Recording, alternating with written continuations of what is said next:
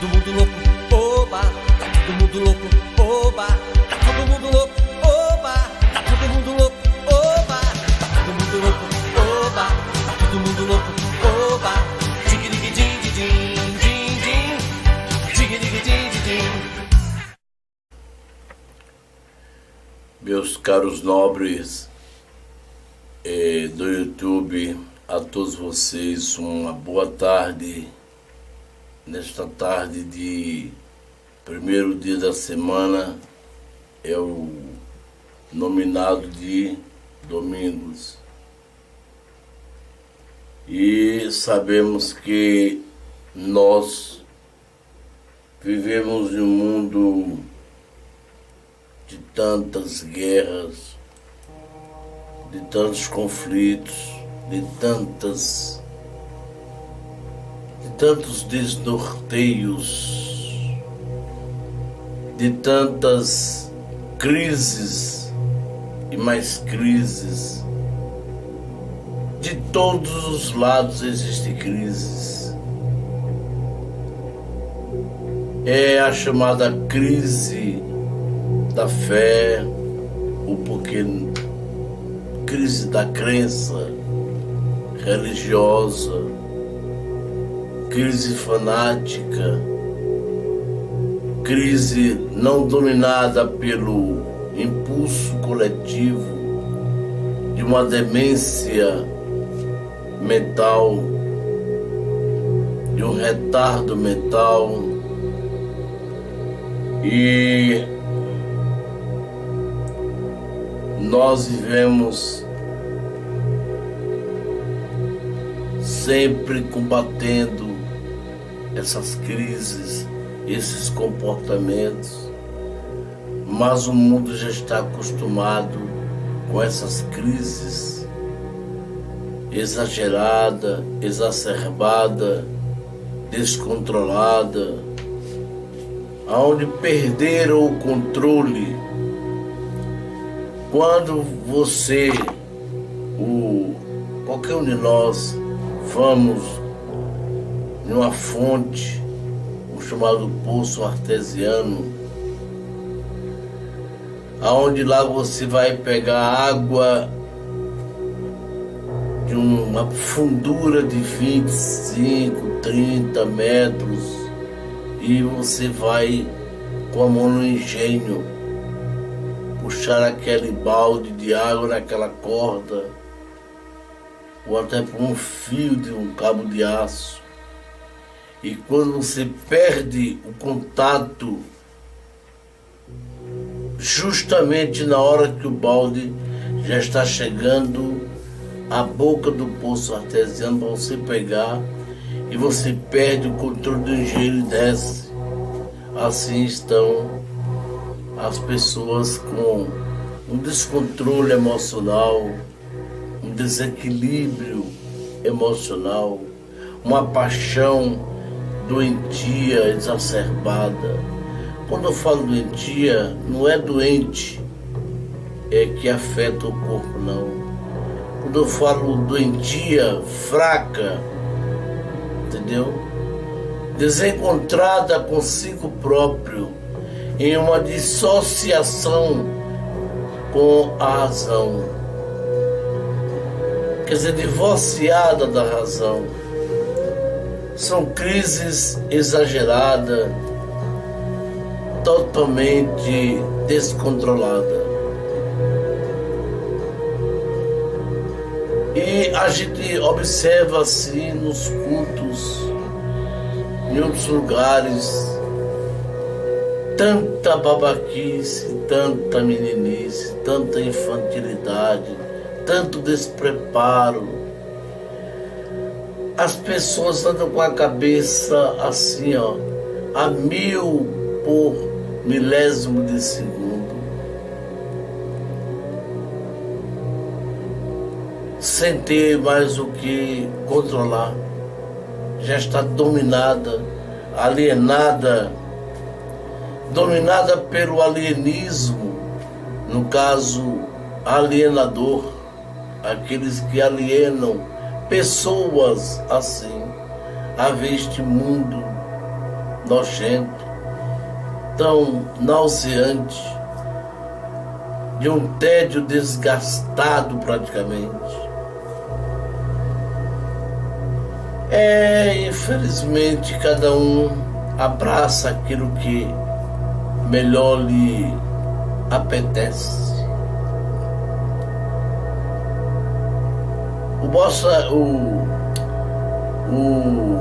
O Cabo Daciolo, tão infantilizado, fanatizado, ele mesmo se fanatizou.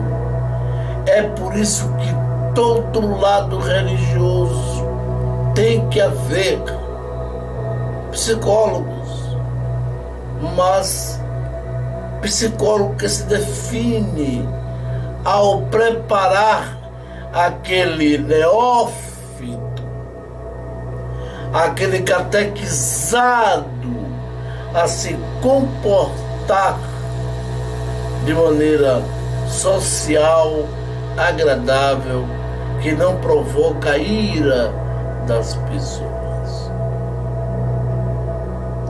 Pessoas que andam pregando, pega a Bíblia, fica em praça pública batendo, chamando pessoal que vai para o inferno, que está maluco, está endemoniado.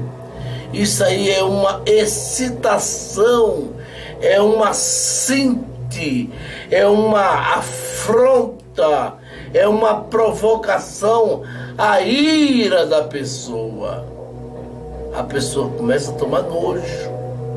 E é por isso que muita gente não quer conta com crente. E com razão.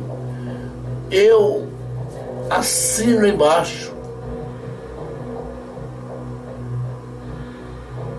Exatamente. Eu endosso embaixo que, na verdade, ninguém quer contar com crente. Até para negócio não presta. Entre aspas. Porque os líderes, os cabeças, os da mesa, os da diretoria, por que não preparar essas pessoas? Não investe, não prepara essas pessoas a ser um administrador, tanto do seu lado, paixão fanática, exacerbada, desenfreada, descontrolada, aonde perdeu o leme, o remo do controle da direção certa. Vou ler para vocês aqui que eu mesmo busquei assim colocar as minhas próprias interpretações sobre o fanatismo, ou por que não dizer o fanático. É preciso ter controle para essas coisas. Fanatismo do francês fanatisme. Agora eu vou colocar minha parte. O fanatismo como uma situação de elevado, eu vou dizer assim, o fanatismo eu vejo assim, como um comportamento de cuja situação de um elevado estado emocional, isso é, elevado, desenfreado, impulsionado, certo? Pelo lado emocional, de uma forma desinteligente e psicológico, de fervor excessivo, além do estado irracional e persistente. Ele persiste, ele quer insistir naquela mesma coisa, que ele é o certo e que ali está a verdade, a verdade, a verdade. muito persistente, por qualquer coisa ou tema. Lá botou um tema, ele vai bater naquela tese que ele está certo. Aquele é o tema ideal. Historicamente, associado a motivações, ele é motivado, né, de natureza religiosa ou, digamos assim, política, ou até futebolística. Mas aqui não coloquei não. Certo? Religiosa. Olhe bem, e é extremamente frequente em de paranoides. Veja só. E é extremamente frequente em paranoias, cuja apaixonada adesão, ele se aderiu de uma forma apaixonante. Apaixonante. E o que acontece? Muito zeloso, de um zelo desenfreado, obsessivo, que pode levar a extremos de intolerância. A pessoa é intolerante. Ele mesmo se deixou ser levado a esses impulsos de um comportamento até de uma intolerância. Ninguém tolera, ninguém suporta. Está exageradamente. Nas igrejas, tem irmãos que chegam lá, rodopia, né? O Daciolo faz aquela coisa, tudo ali, ó. Pelo olhar da pessoa, você sabe que ele não está no estado normal. Não está no estado normal. Por quê? A economia, a negociação, a barganha, a indústria da fé, pelo fanatismo de um suposto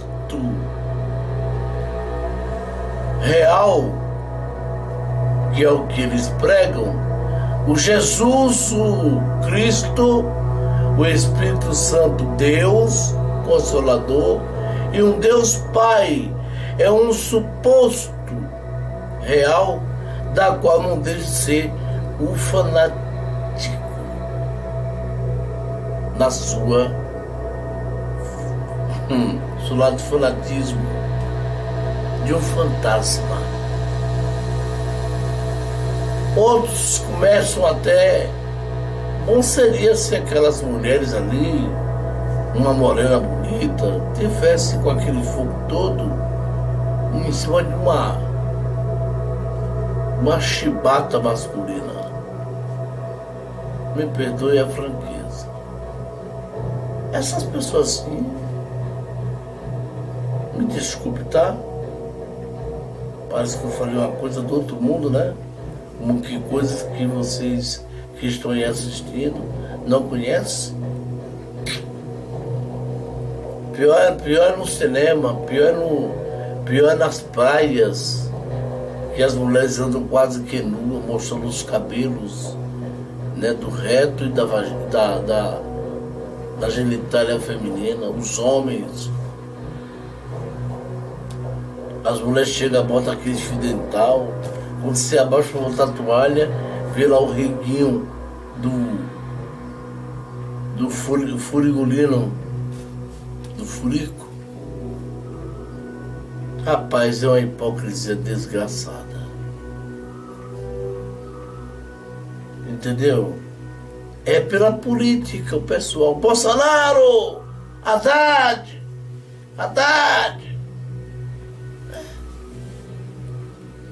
Aí começa com aquela coisa, aquele fogo todo. O que é que aqueles alienados estão apoiando? Candidato, então, depois se decepciona.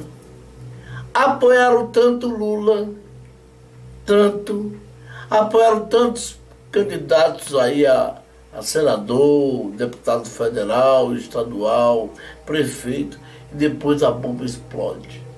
Eu estou aqui para não mudar de assunto, eu estou aqui com um dossiê de processos de Haddad. O Haddad, do PT, que é apoiado por Lula, de processos. E agora eu vi com meus próprios olhos processos do Tribunal de Justiça Eleitoral, TSE. Eu fui lá buscar. Eu mesmo vi, certo? Eu fui buscar e encontrei processo de Haddad, está assim a fila. Não vou dizer exageradamente que de mais de 2 metros de processos assim, de folhas, mas quase que 1,56 m de folhas assim, de processo de Haddad. Mas vamos lá. Caio Fábio comenta uma coisa boa, e ele é um cara tranquilo. Ele estava se matando por um evangelho para dar nome aos outros a subir nas costas dele. Até que ele disse: não tem alguma coisa errada com a minha espiritualidade. Diz que quando ele parou para pensar assim, pessoas que tomam curso comigo de agente missionário para missionário, rapaz, foram lá para a África e lá ficou passando fome. E os católicos ajudando, freiras ajudando. Eu vou fazer E disse que foi Deus que mandou. O Deus que mandou. O Deus que mandou. Porra nenhuma, pai. Que desgraça nenhuma de Deus. Diz que foi Deus que mandou. O Deus pastor, né? O sacerdote daquela época era assim. Era um Deus. O supremo, né? O sacerdote, o sumo sacerdote, era como um papa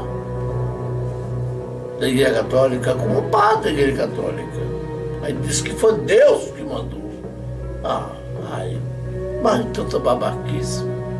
Até quando essa desgraça vai continuar assim. Então é por isso que eu nunca fui fanático a nada. Nada. Nunca eu fui fanático e nem quero ser.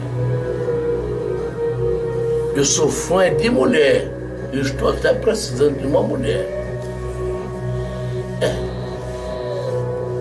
63 anos de idade. Estou no fogo virado nas horas. A babaquice, né, rapaz? Que de ver. Vou mostrar aqui os vídeos sequenciais, né? Tirando o Caio Fábio. Mas Cila de um lado se preocupando com a política agora, ultimamente. Eu espero que um dia aconteça essa perseguição religiosa. Tomara que chegue essa chamada, não sei como é que vai ser essa nova ordem mundial. Não sei. Vou mostrar para vocês alguns vídeos que eu separei aqui. Uma parte de cada pelo editorial aqui que eu vou cortando algumas coisas. É demais, rapaz. Tá demais. A pessoa tá levando a loucura. Entra um laçã e sai doente. Até criança que ouve uma cena dessa adoece a criança. A criança fica assim assustada, porque mexeu com o psicológico, o susto que ela está tomando, a surpresa que ela está vendo, coisas que está vendo, coisas absurdas nas igrejas. O conselho tutelar devia olhar para isso, porque as crianças estão se prejudicando, ó, estão sendo prejudicadas no lado psicológico. E quanto mais assim, paciência.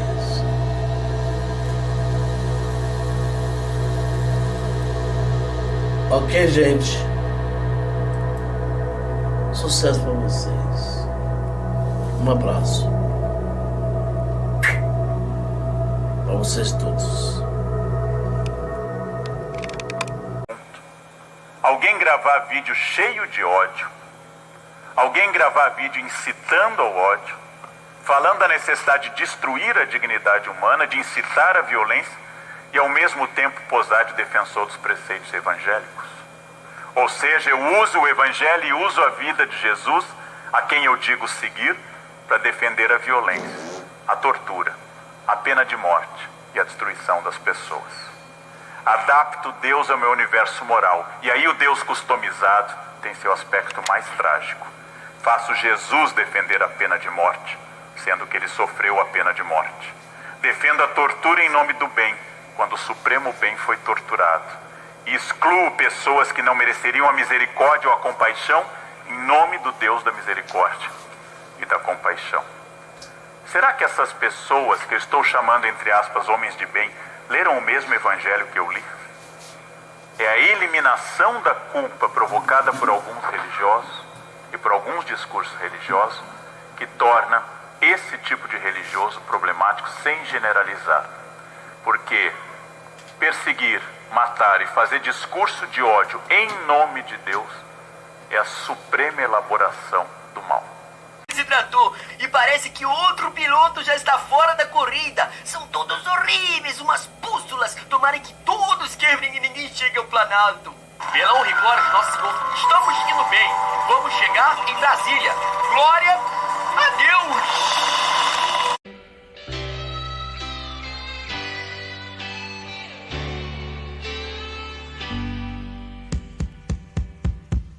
Todo mundo louco, oba, tá todo mundo louco, oba, tá todo mundo louco, oba, tá todo mundo louco, oba, todo mundo louco, oba, tá todo mundo louco, oba.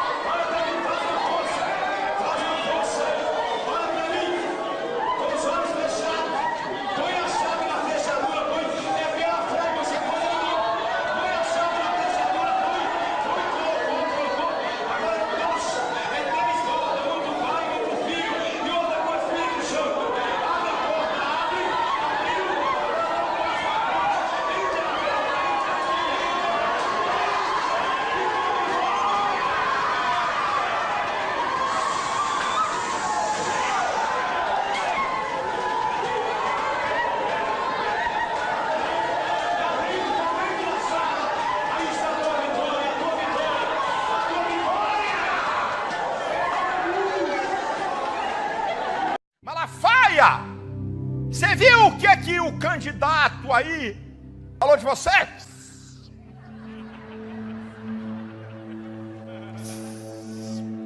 É isso que eu te digo. Tô falando do senhor Silas Malafaia. Silas Malafaia E tô falando de Marco Feliciano, Naraxamanarai. Vocês já foram crentes, vocês desviaram. Manaxanarai, Manarai. Quem tá mandando dizer aqui é o Pai. Levanta e vamos ver o que acontece. É melhor levanta e vamos ver o que acontece. Naraxamanarai, Manarai. Tá enganando meu povo, diz o Senhor. Tá achando que tá oculto? Tá achando que eu não tô vendo? Manaraxanarai, Ramanarai. Enviei o meu filho, o meu servo pequenininho, Naraxamanarai, pra trazer confusão nesse Israel aí, ó. Naraiora, Manaraxanarai. Vai, filho. Narai, se arrependam para viver. Se arrependam e vivam. Se arrependam e vivam. Tá aí. Malafaia e Marcos Feliciano. Agora eu posso citar o nome dele, porque acabou a campanha eleitoral. Falei, meu irmão, ele não tomou gadernal. Ele não tomou remédio, tá falando bobagem. O caso dele é psiquiatra, não só vou responder a maluco, rapaz. Eu tenho pra ficar respondendo a maluco? Eu recebi uns 20 vídeos. O que é isso aí? O que você... Rapaz! Aí eu botei no meu Twitter. Pra bom entendedor, um pingo é letra. Não responda a maluco.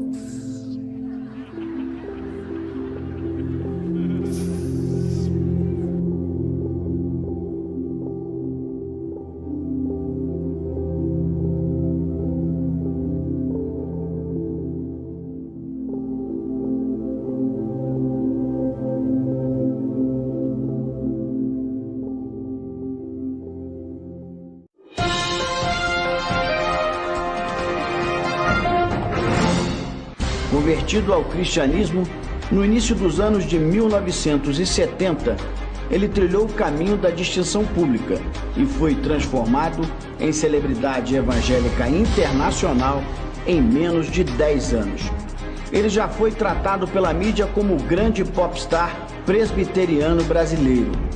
Autor de livros de grande sucesso como Sem Barganhas com Deus, Livro no Divã de Deus, Família, Sombra e Luzes, O Caminho do Discípulo Além do Popular, Tá Doendo, ele também é conferencista em múltiplos idiomas e se apresenta como psicanalista clínico e pregador do Evangelho da Graça de Jesus. Nosso entrevistado de hoje é o mais polêmico dos pregadores do cristianismo no Brasil. Sucesso incontestável da internet, com o seu site www.vemivtv.com.br, ele foi distinguido por personalidades como Leonardo Boff, o falecido humorista Chico Anísio e o escritor Paulo Coelho. Dono de opiniões surpreendentes, nosso entrevistado de hoje é o senhor Caio Fábio D'Araújo Filho, ou como é conhecido, Reverendo Caio Fábio. Boa noite, Caio Fábio. Seja bem-vindo ao Hora Capital. Boa noite, é um prazer. Prazer muito grande.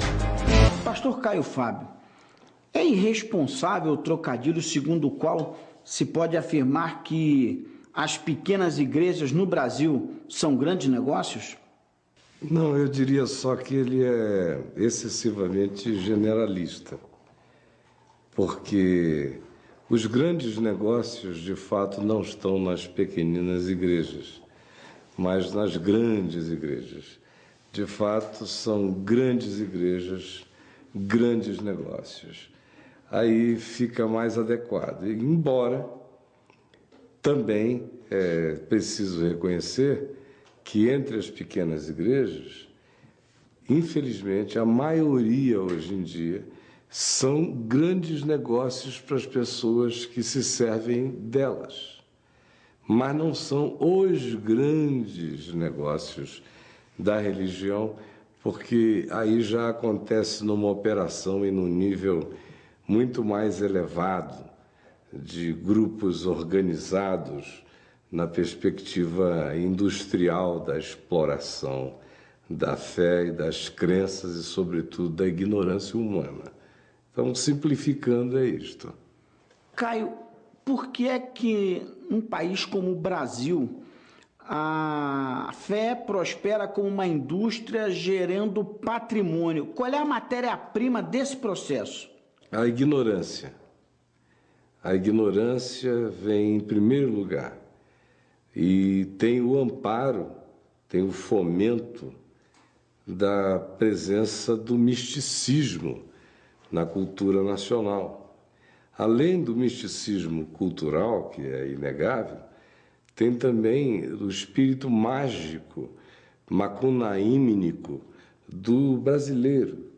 O brasileiro não é trágico dizer, porque não é irreal, embora seja triste que assim seja, que o brasileiro carrega um espírito macunaíma significativo e que vem carregado de magia nas soluções. São desejos de que o sucesso aconteça pela via de algum advento mágico na existência. A expectativa da magia está presente na cultura brasileira em tudo, do futebol, do carnaval, a qualquer outra manifestação, inclusive política. O Brasil é governado por intuições mágicas, são políticas praticadas a partir de expectativas narcisístico-carismáticas que involucram o indivíduo na impressão de que ele é um ente imantado por uma designação, por uma predestinação, por uma magia salvadora. Tudo aqui acontece na base desse tipo de perspectiva, de percepção, de sentimento. Pois bem, no que diz respeito à fé popular, isso está absolutamente mais carregado do que em qualquer outro lugar. De modo que os grupos que prosperam são os que justamente trabalham com as categorias da exploração do elemento mágico. E a outra razão, porque um país como o Brasil, além disso, agora é uma época muito boa para a prosperidade da religião exploradora, da fé, da crença, da necessidade, porque quanto mais necessidade, mais a vontade mágica de se sair do atoleiro toma conta da alma coletiva. É bom a gente lembrar que esses grupos religiosos brasileiros, que são os maiores do Brasil, eles não ficaram grandes e poderosos depois que a economia se estabilizou. Eles já eram grandes e poderosos, explodindo na sua força com a inflação de 2.400% ao ano. Eles estavam comprando rádios para todos os lados, canais de televisão, crescendo no meio da miséria. De modo que o que a gente vê hoje aqui, com a população toda começando a se angustiar, greves acontecendo, há um sentimento de asco generalizado e desesperança, cansaço por parte de alguns, é a hora boa para os exploradores da fé lançarem as suas milhões de campanhas de magia, de solução em uma semana, de possibilidade de limpar o seu nome se você colocar um dinheiro num gasofilácio, enfim, de aquisições até de mansões celestiais, quanto mais aqui no dia a dia. Nós somos a nossa própria sentença como nação. Por que o Brasil é um país tão explorado? Porque o brasileiro é assim tão idiotamente mágico. Caio, na sua resposta, você fez referência à ignorância das pessoas como matéria-prima desse processo de industrialização da fé. E quanto às pessoas que se aproveitam da ignorância das outras pessoas? Essas pessoas, elas entram nesse processo de industrialização da fé com objetivo mercantil ou elas se mercantilizam no processo? As duas coisas. Há aqueles de uns anos para cá, especialmente eu diria de uns 20 anos para cá, há aqueles, e todo mundo precisa saber disto, há aqueles que já entram sabendo que a questão não tem nada a ver com sinceridade, conversão, entendimento, paixão honesta pela palavra e pelo Evangelho. Há um grupo de 20 anos para cá que já entra como quem opta por uma franquia, por um negócio, por um ramo, por um nicho, enfim, é absolutamente mercadológico. Não é à toa que são pessoas já experientes no negócio do camelô, na coisa da prestidigitação em praça pública. Em geral, é aí que essas pessoas são chamadas, são convocadas, são encontradas e recebem a proposta de entrarem no negócio. No entanto, antes de há 20 anos atrás, acontecia diferente. O indivíduo entrava ignorante, porém sincero no processo. O processo inteiro era estapafúrdio. Mas o que o levou ali foi sincero e foi honesto. Ele estava angustiado, propuseram paz, ele creu. Ele estava aflito, perdido, viciado, condicionado, desesperançado. E alguém propôs uma luz e ele acenou com o desejo de ir e foi. No início, você via a ignorância prevalecer sempre, mas ela era acompanhada de honestidade por parte dos ignorantes que pregavam e dos ignorantes que recebiam. Havia minimamente afeto honesto na proposta. Depois de um tempo, foi nítida a virada. Ela começou a acontecer de maneira geral do início dos anos 80 para frente. Até a década de 70 você ainda lidava com a ignorância honesta. Dali para frente, os ignorantes honestos foram ficando espertalhões malandros. Foram se corrompendo e corrompendo geração após geração e corrompendo aqueles que também os seguiam, de modo que tudo só tende a ficar pior. Como diz o profeta Oséias, no capítulo 4, versos de 4 a 6 do seu livro no Velho Testamento, fazendo um diagnóstico de Israel num momento parecido como este, ele diz: porque assim como é o povo, assim é o sacerdote, e assim como é o sacerdote, assim se torna o povo. De modo que sua pergunta é respondida. Hoje em dia, há aqueles que entram com sinceridade e se corrompem logo no processo, e há aqueles que já entram corrompidos, porque o processo em si é podre. Pastor Caio, gente muito qualificada faz críticas ferozes a segmentos evangélicos e, sobretudo, a esse processo de mercantilização. E atribui essa mercantilização, a esse comércio da fé, ao fato de que a legislação brasileira permite isenções e até renúncia fiscal. Qual é o seu ponto de vista sobre esta forma de entender o processo? Eu não digo que ele seja o único, mas ele estimula. Não está longe de ser o estímulo mais forte, porque existem 1000 modos de se lavar dinheiro numa igreja com isenção ou sem isenção. De modo que a isenção facilita, estimula, é um adendo à lavagem, é uma facilitação a mais.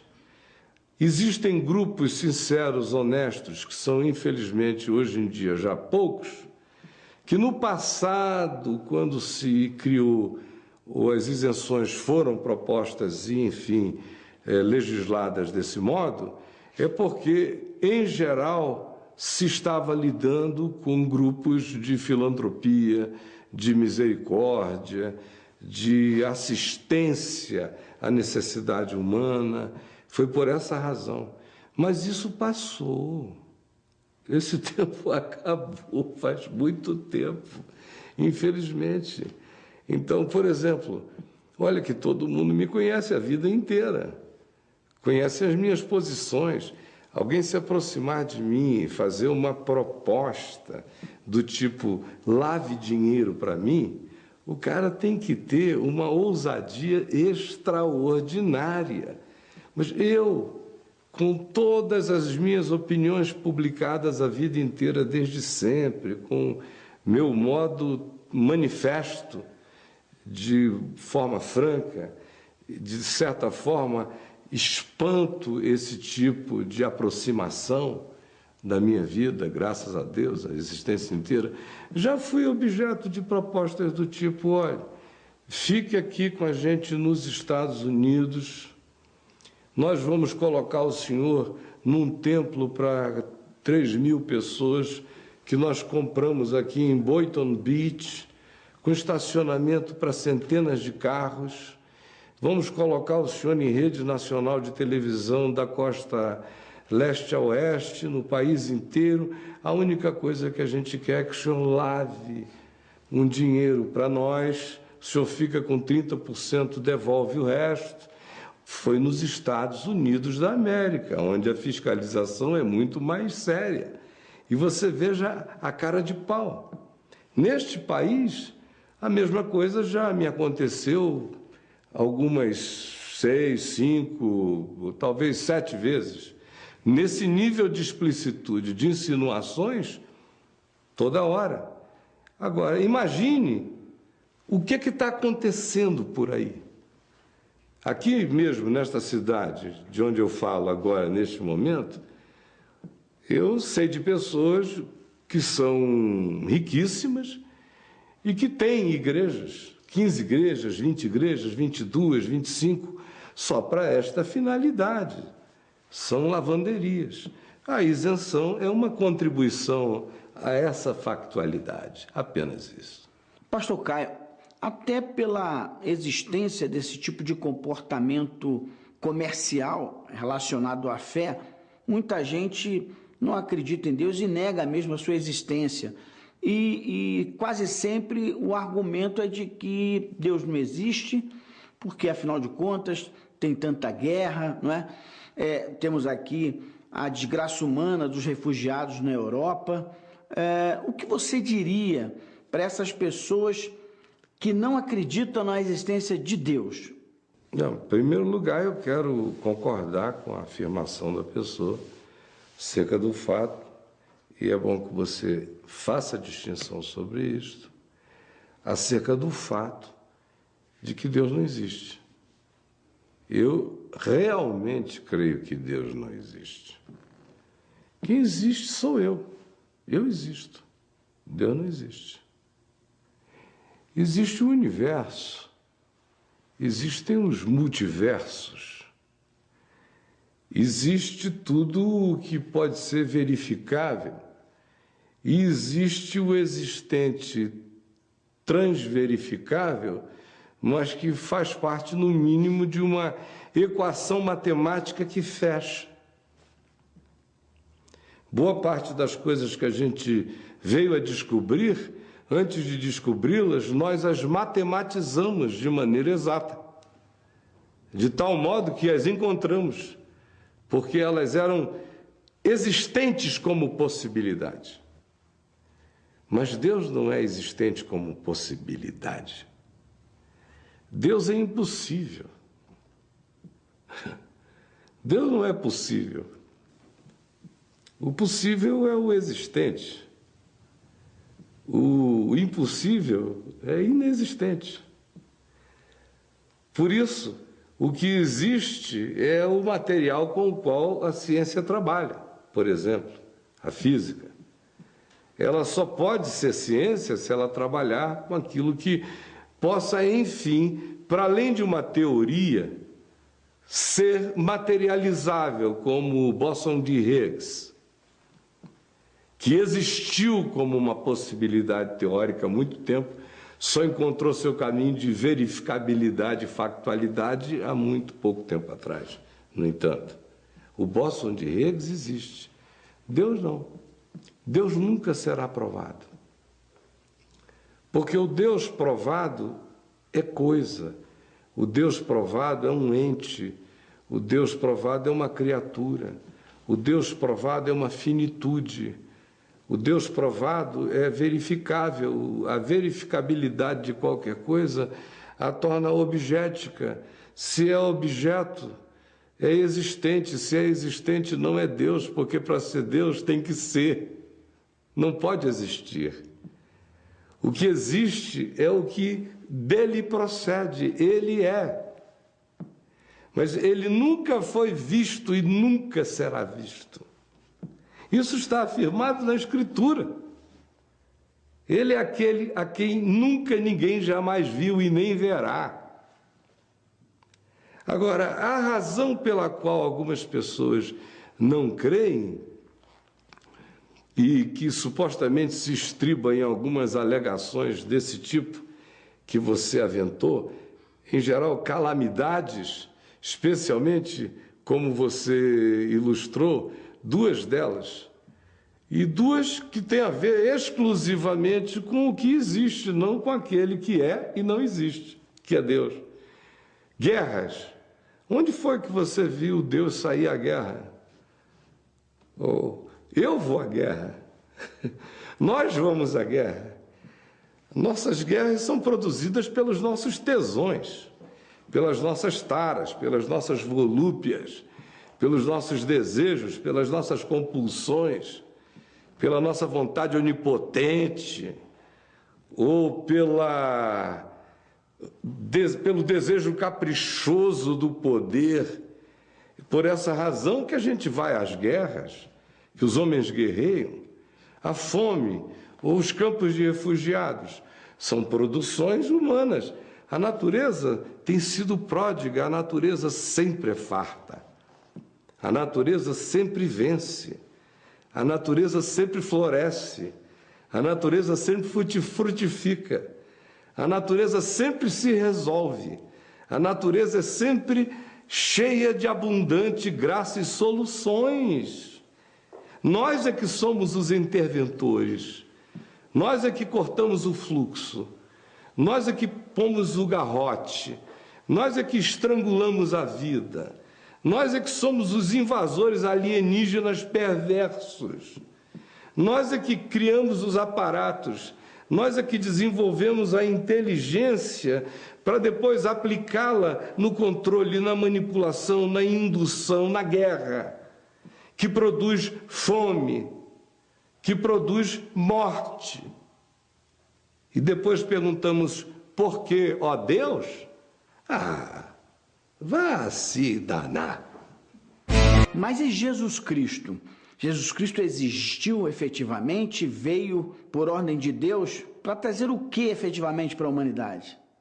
Olha, para quem deseje, para quem queira, ele ensinou o incontestável caminho da vida. Aliás, a razão pela qual eu creio no Evangelho e não me envergonho do Evangelho, embora eu morra de vergonha dos evangélicos, mas do Evangelho que não tem nada a ver com os evangelhos, nele eu creio e dele eu não me envergonho. Uma das razões, provavelmente a principal, é que justamente porque ele é verdade, tudo quanto ele ensina faz sentido com o melhor da vida. Essa é a principal razão. Jesus me ensina a não ficar sequestrado pelo mal num mundo cheio de tentativas de sequestro, todo dia. Como é que ele me ensina a não ficar sequestrado pelo mal? Ele diz, ame o seu inimigo. Ore por aquele que persegue a você. Perdoe o sequestrador até 70 vezes 7 num dia. O transgressor, perdoe e siga, porque a única maneira de eu não ser sequestrado na existência é se eu puder passar por ela amando. Senão eu vou deixando pedaços de mim. Todo mundo vai pegando pedaços.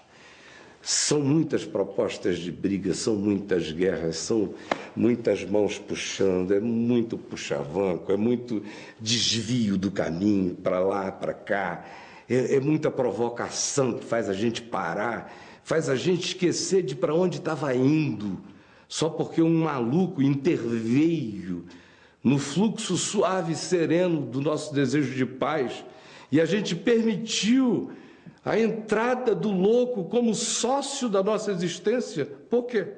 Só porque eu não fui capaz de virar a página, de perdoar, de dizer para aquele que é inimigo, Deus te abençoe, e seguir meu caminho. Não permitir-me ser detido por qualquer que seja a intervenção de qualquer outro, só é possível quando eu faço o trajeto de amor, misericórdia, perdão, busca de paz acima de qualquer outro bem na vida.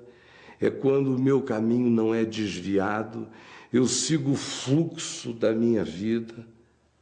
Do contrário, se eu não tenho a certeza desse poder, dessa força e desse bem que será realizado, eu vou sendo parado por todas as outras circunstâncias. Aí você me perguntou, e o que ele veio trazer? Ele veio me ensinar a passar por essa existência da melhor forma possível. E o que ele ensinou é absolutamente verdadeiro, porque quem quer que tenha dado o passo de andar no espírito do ensino dele de verdade, prova e conhece o melhor da possibilidade da paz na existência. Tudo mais que eu poderia te dizer cai naquela categoria questionável. Tipo,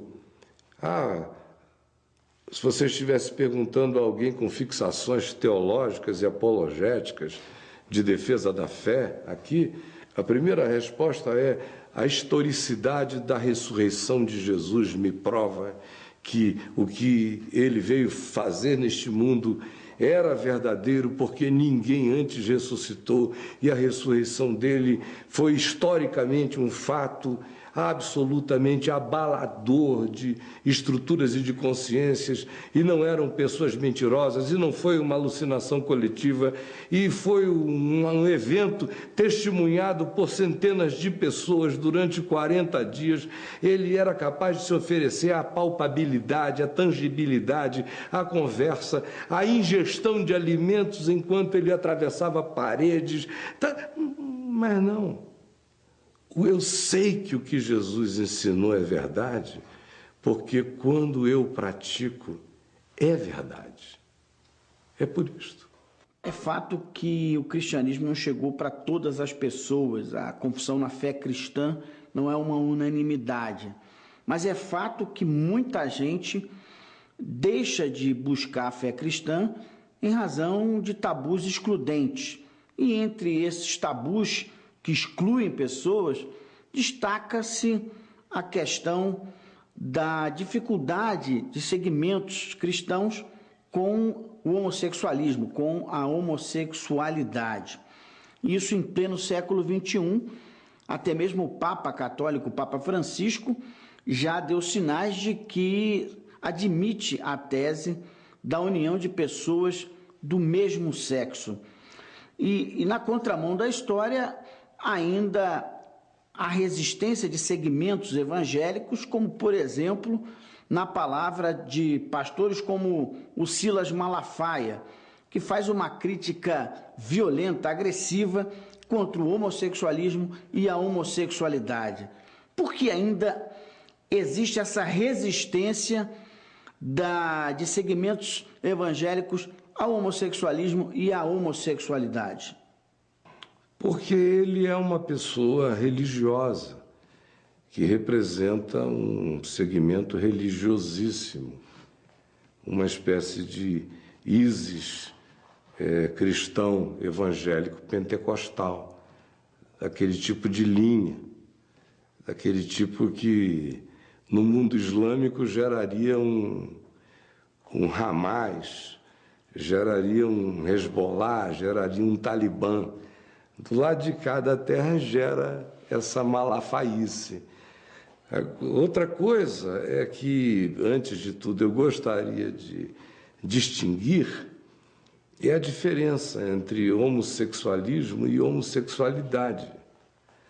O homossexualismo é uma ideologia, que, como ideologia, a meu ver, não precisa ser combatida, mas precisa ser identificada como ideologia. Uma ideologia extremamente hedonística, mas é uma ideologia. Ela não sai por aí fazendo o pinto se transformar em AR-15.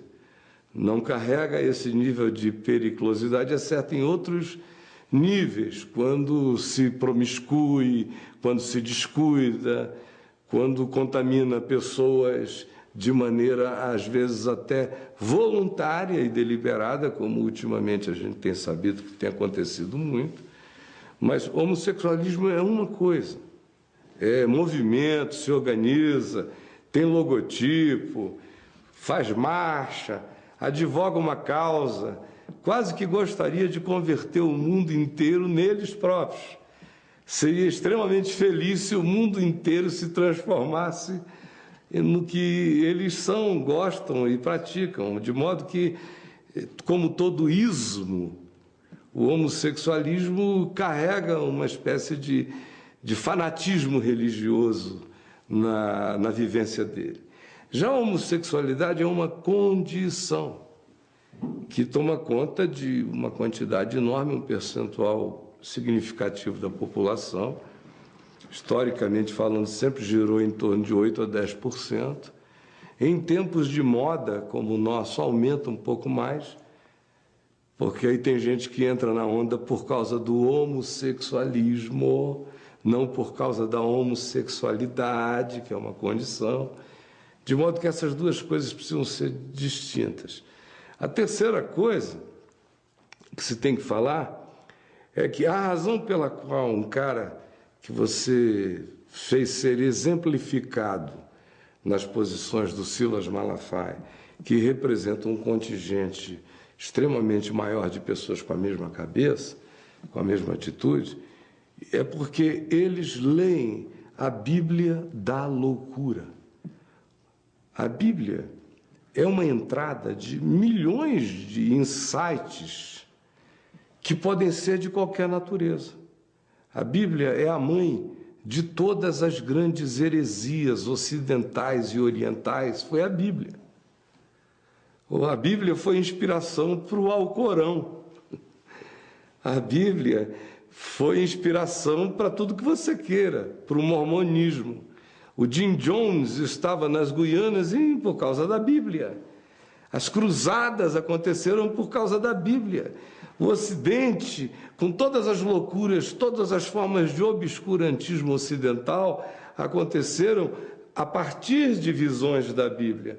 A sexualidade ocidental oprimida, que é uma história que hoje em dia ninguém conhece porque o Ocidente virou uma putaria, mas viveu oprimido e virou essa putaria por causa de 1.700 anos de opressão sexual, quando abriu a cancela, quando a tampa do vulcão explodiu, quando Krakatoa veio à tona, meu amigo, veio a sexualidade ocidental, apareceu nessa loucura sodômica. Pois bem, mas foram 1.700 anos de opressão. Se uma mulher gozasse, ela podia ser banida da fé, ou podia ser presa. Houve períodos em que qualquer forma de prazer, um coito sexual entre dois fiéis casados, que não fosse para procriar, poderia gerar punições imensas. São histórias que transcorreram durante séculos e séculos e séculos e séculos do Ocidente, com influência para todos os lados, por causa de uma leitura caleidoscópica da Bíblia. A Bíblia, posta junta como um livro, é uma bomba muito perigosa, porque você pode abrir no livro de Levíticos e dizer: se um homem deitar com outro homem, assim diz o Senhor, que seja levado para a porta da cidade, sejam ambos apedrejados até a morte. Está escrito na Bíblia. Por outro lado, Jesus está na Bíblia. O Novo Testamento está também na mesma Bíblia, entre capa e capa. Na Bíblia da organização dos livros feita pelos cristãos, que sanduicharam o Novo Testamento dentro do livro judaico. Aí o cara pega aquilo ali e não conhece o livro. Menos de 0,5% de fato da população que tem Bíblia tem algum conhecimento razoável do significado da Escritura. Eles só carregam aquilo, leem o que as religiões e as denominações mandam, ouvem as homilias e têm a crença formada pela convicção de terceiros numa estrutura piramidal de ensino. Mas eles mesmos não sabem. De modo que, se ele for alguém que frequente uma reunião do Leonardo Boff, ele vai se tornar um cara extremamente mais humano, mais sensível, mais generoso, mais carinhoso, mais compassivo. Não é porque ele necessariamente passe a conhecer a mensagem da Bíblia, é porque ele está sendo mentorado por uma pessoa assim, boa, generosa, compassiva e humana. Então, pelo convívio, ele ficou melhor. Mas se ele estiver sendo pastoreado ou mentorado por um indivíduo que passa a ser o intérprete autorizado da Bíblia para ele, a quem ele vai ouvir para aprender, e essa é a referência dele, a população vai enlouquecendo conforme os megafones gritantes e nervosos e histéricos desses senhores. E por que que eles são assim? Porque a Bíblia é mais central para eles do que Jesus. O livro, a Bíblia, chamada por eles de a Bíblia Sagrada, é maior do que Jesus na cabeça deles. Porque Jesus está dentro da Bíblia. Então a mente é do tamanho de um livro. Jesus cabe na Bíblia, logo a Bíblia é maior do que Jesus. Exatamente esse é o raciocínio de caixinha. Aí, conclusão, o livro inteiro tem que ser posto em pé de igualdade. Eu tenho que ler Jesus e tenho que ler Levítico de Moisés em pé de igualdade. Quando, na realidade, nada mais está em pé de igualdade se eu sou cristão e sou discípulo de Jesus. É só Jesus. É o Evangelho. O Novo Testamento nos diz no livro de Hebreus que essas coisas do Velho Testamento, todas aquelas que são coadunáveis com o Espírito de Cristo, ficam. As que não são coadunáveis com o Espírito de Cristo, já foram, caíram em caducidade, esclerosaram, não existem, fazem parte de uma memória paleontológica da primitividade da percepção da consciência humana. Jesus é o Filho do homem, Jesus é a referência. Para Silas ele não é.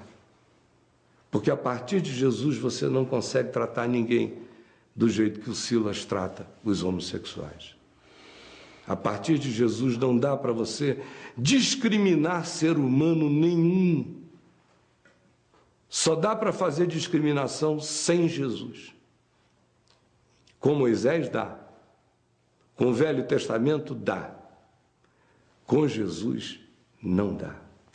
Caio, saindo um pouco da participação da igreja, da fé na vida do indivíduo e caminhando agora para a macro questão, a questão das sociedades. Como você mesmo já disse, a igreja teve um papel decisivo na organização do Estado e muitas vezes se confundia com o próprio Estado. Qual seria o papel apropriado da fé da igreja na relação com o Estado e com o poder? Eu não creio que a fé busque uma relação com o poder. A fé é antipoder. É antipoder. Tudo o que se fez de tentativa de relacionar a comunidade da fé, a igreja, a comunidade da fé, aos poderes políticos constituídos, fez com que a igreja se transformasse apenas no que todas as agremiações, grupos ou indivíduos que supostamente conhecem alguma coisa de Deus ou falam em nome de Deus, se tornaram na história, ou seja, falsos profetas. Historicamente falando, isso é antropológico, não é um fenômeno apenas nosso. Mas você pode ir a qualquer tribo primitiva, você tem, em geral, a encarnação de um poder mais laico e você tem a presença religiosa. Se você tem de um lado o cacique, é o representante da política, para a gente não sair das nossas fronteiras. E você tem o pajé, que é o arcebispo local, que é o bispo, que é o pastor, que é o profeta. Como você tem esse mesmo modelo em praticamente no mundo inteiro. Você tem esse mesmo modelo no Velho Testamento. Você frequentemente, depois que Israel se desenvolve, deixa de ser um povo peregrino e se estabelece na terra, um dos passos seguintes é a gente perceber que surge o poder constituído da realeza e, em seguida, um templo é construído e a sacerdotalidade é estabelecida. De modo que sacerdote e rei se precisam. O sacerdote precisa do rei porque o poder financeiro, político, econômico e o status quo é conferido pela realeza ou pela política, em qualquer que seja o sistema. Por outro lado, o representante político precisa da sacerdotalidade porque ele precisa da aprovação divina. Ele precisa que o povo veja que ele se submete à instância superior. Então ele paga tributo, faz favores, ele enriquece o sacerdote para ganhar um comparsa. Foi assim no Velho Testamento, foi assim o tempo todo. Só não foi assim com Jesus, não foi assim com os apóstolos. Todos eles foram mortos pela autoridade política. Nenhum deles comeu na mesa de nenhum rei. Como também todos os verdadeiros profetas foram perseguidos pelos reis. Foram jogados em cárceres, foram exilados, foram desterrados, foram mal falados, foram marginalizados. E os reis diziam, esse não fala de mim o que me agrada. Colocados de fora. Para a gente não ir muito longe, ficando só no cristianismo. O cristianismo, meu Deus, surgiu há 1.700 anos atrás, mais ou menos, por uma cooptação do Império Romano, do imperador Constantino, que cooptou um grupo de bispos e encheu-os de favores, de isenções, de regalias. Eram uns bispozinhos pobres, sofridos, escapando da morte todo dia, perseguidos. De repente, Constantino disse, a maior força no império são esses escravos perseguidos e esses cristãos pobres e marginalizados. O império todo fragmentado, a única força de coesão entre aquela população inteira era o nome proibido, o nome de Jesus. Ele, do dia para a noite, conseguiu chupar para dentro do buraco negro da política esse povo todo cooptando os bispinhos, que não eram eminências pardas de nada, eram servos simples e pobres e amorosos do povo, que em menos de 20 anos já estavam todos completamente corrompidos, totalmente absorvidos. E o que ele fez foi chamar a igreja para abençoar o Estado. e ele cobriu a igreja com essas bênçãos de prosperidade material. Assim surge o cristianismo. Tudo que a gente tem daí para frente é cristianismo. Antes disso, você tinha o movimento de Jesus, que continua na marginalidade até o dia de hoje. Mas o cristianismo é o que conta a história oficial dessa fé que foi cooptada para todas as necessidades políticas possíveis. No tempo do Império, ficou em grande realce o 13º apóstolo, que era o imperador Constantino. Aí depois, quando começou a haver surgimento de reinos menores ou principados menores, foi o Cristo Rei, que foi o mandatário da inspiração política dessa relação entre igreja e Estado. Quando você chega nos inícios das manifestações democráticas, na Europa, por exemplo, da Revolução Francesa, que não carregava ainda a apropriação grega da democracia conforme as práticas que se estabeleceram depois no Ocidente, mas era um grito de libertação daquela opressão monárquica total. Então, ali começa a surgir o Cristo dos profetas, o Cristo da libertação, vem surgindo. Quando os Estados Unidos da América explodem, o grande vitorioso é o Deus de Abraão, o Deus do destino manifesto, o Deus do homem rico, o Deus da prosperidade, o Deus do capitalismo, o Deus do trabalhador que é abençoado agora por Deus, com muita prosperidade material, tanto quanto aqui na América Latina. Em várias fases diferentes, nós tivemos teologias diferentes adequadas ao processo político. Chegamos também até a teologia da libertação no tempo da ditadura militar, que era um libelo político em relação à ordem instituída de tirania e caudilismo e tudo que aqui houve, tanto quanto a teologia da prosperidade chega como uma luva num ocidente da terra todo motivado por ganhos financeiros e materiais, e especialmente num país como o nosso, que é um país interessante, que tem um governo socialista e que faz as práticas capitalistas mais selvagens possíveis. Aí, meu querido, é um governo que também bota a conta de tudo em terceiros. É um casamento perfeito com uma igreja que bota a culpa de tudo em terceiros também, especialmente no diabo.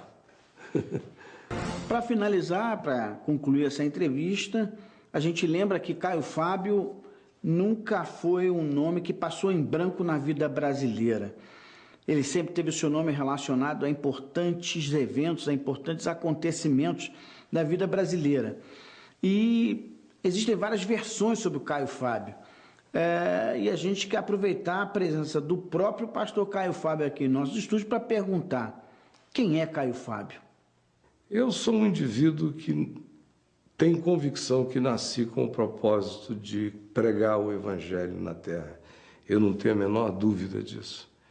E passei a vida inteira apenas almejando isto: fazer o Evangelho genuíno, puro e simples, humano e parecido com Jesus, que seja de Jesus, que carregue de fato o Espírito de Cristo, fosse conhecido no planeta, porque o nome de Jesus é gasto e desgastado, abusado, enxovalhado, manipulado de todos os modos, e o Evangelho mesmo não é conhecido, não é vivido, não é praticado.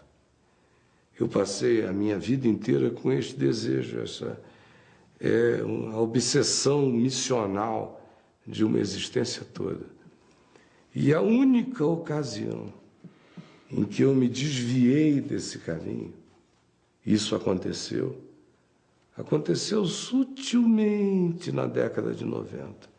Eu nem notei, eu nem percebi, porque eu continuava fazendo as mesmas coisas, pregando o Evangelho do mesmo modo, para todo mundo, era a mesma mensagem, era a mesma vontade de atitude.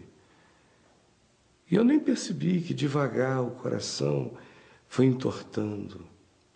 E, de repente, aquele menino de Manaus, que só queria e tinha se tornado um homem, apenas e simples e apaixonadamente comunicando o Evangelho e manifestando as obras simples do Evangelho, estava começando a ficar encantado com outras panaceias. Isso durou uns 5 anos na minha vida. Eu conscientemente não percebia isto. Mas um monte de coisas tiveram que acontecerem a partir de 1998, que foram as mais providenciais de toda a minha vida, para me trazer à percepção acerca da sutileza gradativa do desvio que em mim começava a se estabelecer. Então, quem está aqui hoje é o indivíduo que voltou às origens de tudo, que foram os elementos constitutivos de todo o meu caminho, e que teve a graça de enxergar a possibilidade e a realidade de um desvio e corrigir essa rota no interior, para ter a alegria de existir, viver e morrer para a percepção do planeta como um homem que carregou uma única marca, um único objetivo, uma única mensagem, um único compromisso, um único senhorio. Este tento ser eu. Caio Fábio, muito obrigado pela sua presença e espero que essa seja a primeira de muitas visitas aqui no nosso Hora Capital. Muito obrigado. Obrigado, meu querido. Foi um prazer.